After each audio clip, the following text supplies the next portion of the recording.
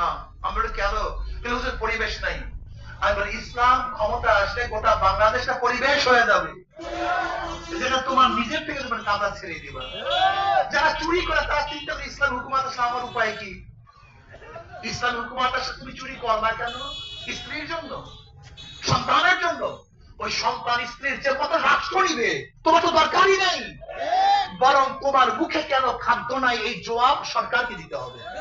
তোমরা চুরি করতে হবে না। অনেক ঘুষ করে মনে করি ইসলাম হুকুমাত আমার ঘুষের অবস্থা কি? তাসের চেয়ার ঘুষ খায়, এর জন্য তোমার ঘুষে অভ্যস্ত হয়ে গেছো। তাসের চেয়ার যখন ঘুষ খাবে না, তোমার ঘুষ খাইতে মনে চাইবে। এই পরিবেশটাই খারাপ বানানো হয়েছে। আমার কথা আপনারা অনেকেই বিশ্বাস করেননি। আচ্ছা বলতো, এখানে যারা দাঁড়ানো আছে, ধূমপান করেন একজন ব্যক্তি এখানে নাই? বিড়ি খান একজন লোক এখানে নাই? এখন খান না কেন? নিষেধ করছি, বাধা দিছি। আপনার কলবে হাত দিয়ে বলেন, আপনার কি বিড়ি খাইতে মনে চাইছে? কেন?